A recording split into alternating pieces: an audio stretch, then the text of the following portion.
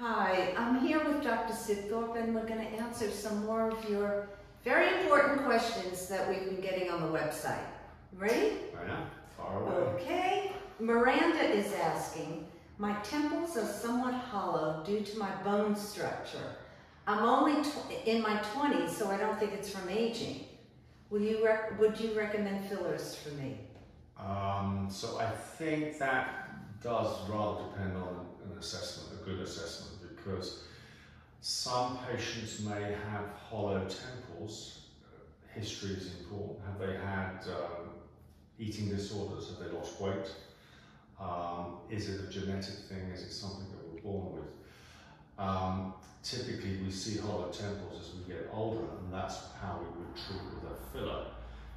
We can use fillers in a younger person, but I'd like to see the reason behind why those temples are hollow in a younger person.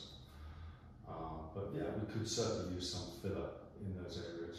So you would suggest her going to her practitioner and having a really good consultation, but finding a good doctor? I would say find someone, a good medical doctor that can understand if there's any reasons behind that before you embark on any treatments. Well, you know, I totally agree. We get a lot of questions from younger people who have certain insecurities, and it bothers them. They're either graduating from university and embarking on a new job, or they're going to university and they don't want to feel insecure. So I think if any of the younger people in their 20s have an insecurity, they should just go and speak to, as you said, a medical practitioner. Yeah, I think there's a danger that you see these images on the internet and Instagram, and you see what appears to be quick, ready fixes.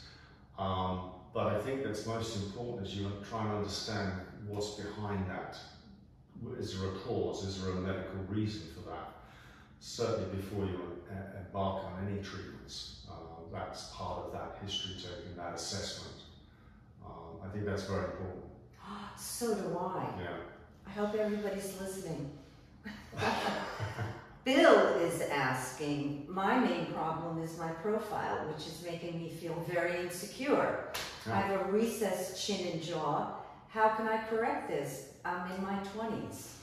Now that's something we do see more of these days, and you know, obviously people are seeing themselves on Zoom, they're seeing themselves on Instagram, so they are more aware of their profiles, and we are seeing it more that I think certainly in the sort of Western area of Europe or the world, we're starting to see this jaw protrusion, and it's typically as a result of an overbite.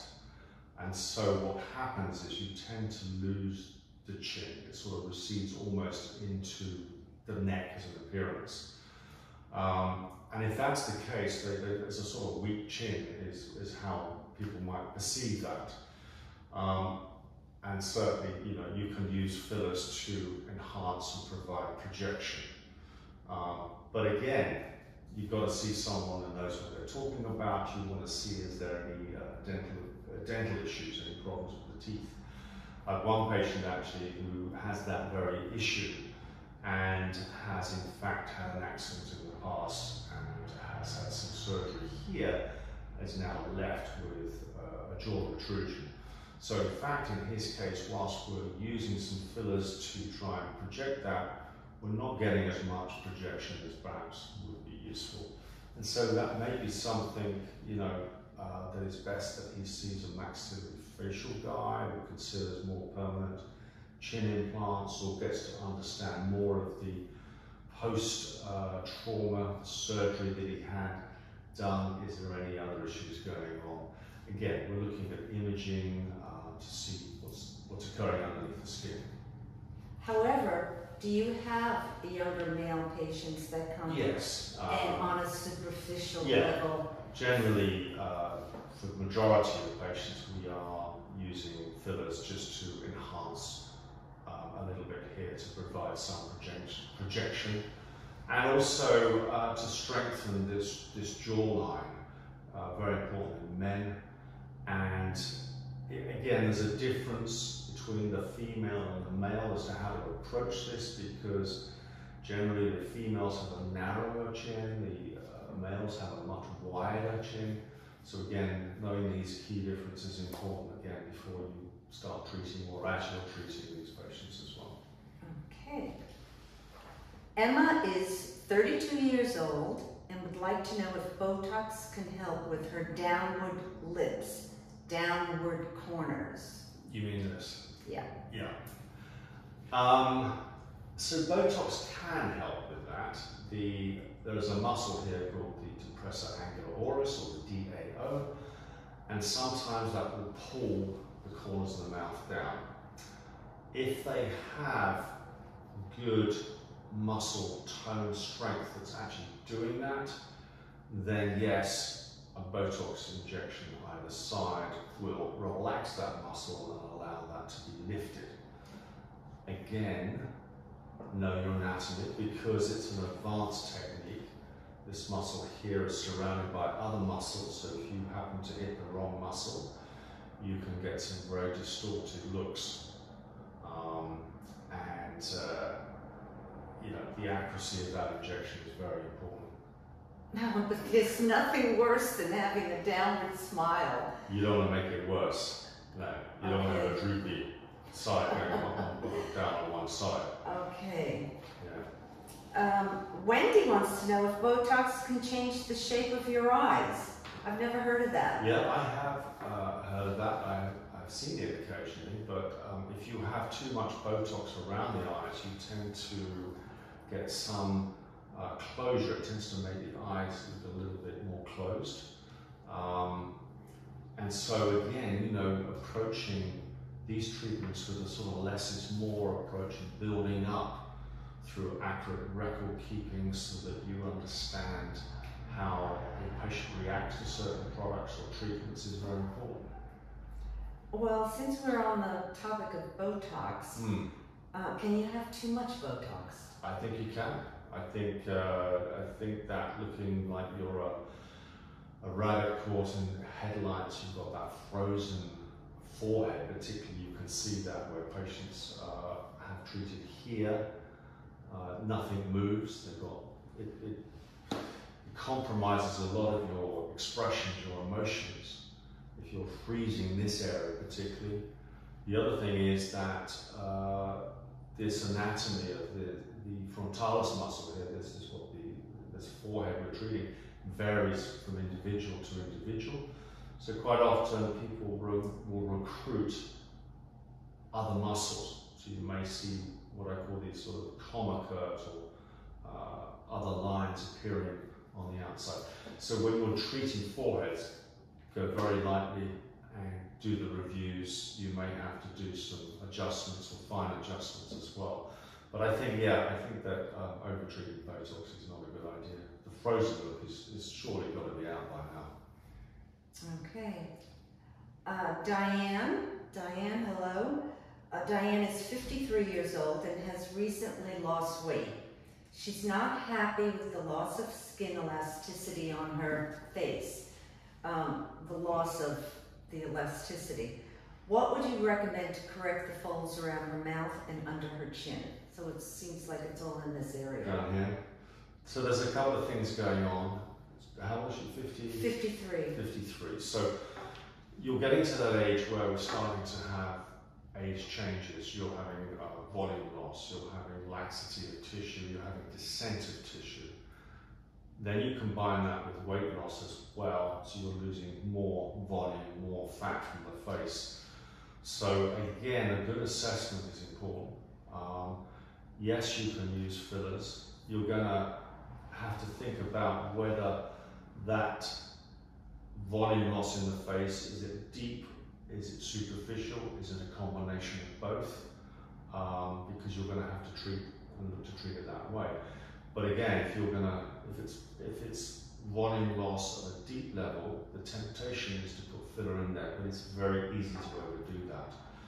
And so you can end up looking puffy and more swollen.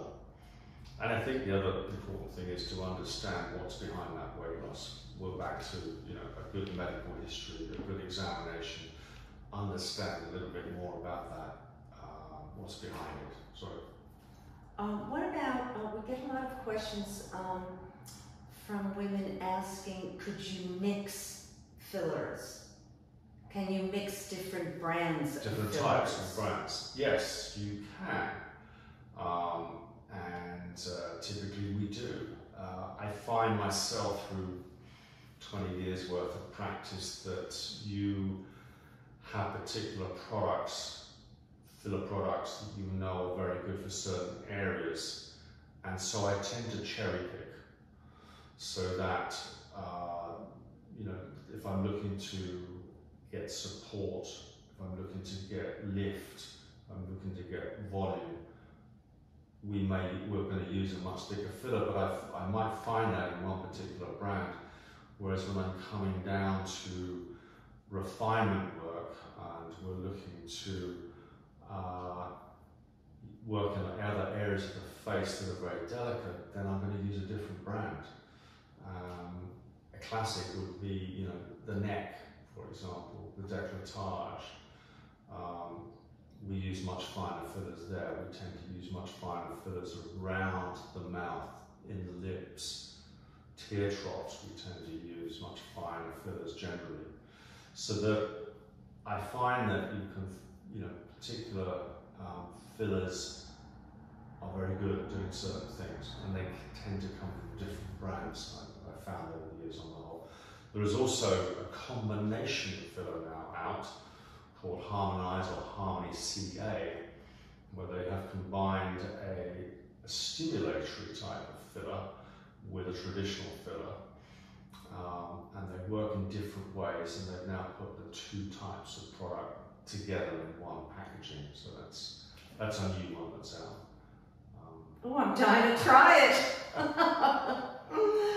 Well, that's it regarding questions, but I think what I got out of this session, which I really loved, is you really need to research a good practitioner and have a good consultation with them, because as you said, there's a lot out there, there's a lot you could do, but you also need to know the anatomy, and that's really important. That's what came across to me today.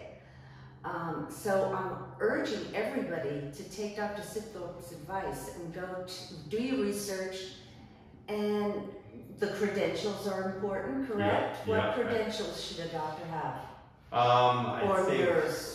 I think as a practitioner in this field of cosmetic medicine, you know, we talk about doctors, or particularly I'm talking about doctors, but there are some also very good nurses out there. And I think really this area of treatment is open to both, but it does boil down to, again, good assessment. And that part of that assessment is, you know, taking a good history, knowing how to examine what you can do for patients. The experience, the credentials are very important. How long have you been doing this for? What courses? Are you keeping up to date? Are you affiliated with any colleges? Typically, practitioners belong to various colleges where we share knowledge, we share tips, we share experiences, the good and the bad. And only through doing that do we learn, do we continue to advance our knowledge, continue to advance our the way that we do things and the results that we get. So it's not it's a dynamic, it's always constantly evolving, and certainly that's something that I found. The different techniques, the way that we use products now have changed completely, certainly over the last 10 years or so. So if you're looking to find out about a practitioner, you know, do ask them their qualifications, do ask them their experience, how many treatments have they done, ask them about you know, their educational activities, if you like. Ask them as many questions as you like, in fact. And I think the other thing is, you know, there are reviews out there. I think that, you know, that's a good thing to look at, experiences, patients sharing their experiences as well. Well, very good advice. Well, that's it for questions. Okay, so tune in next time. We'll have a lot more, I'm sure, Barbara, to discuss. Thank you very much. And please go to our website, www.drsiv.com, and sign up for our newsletters. Thank you.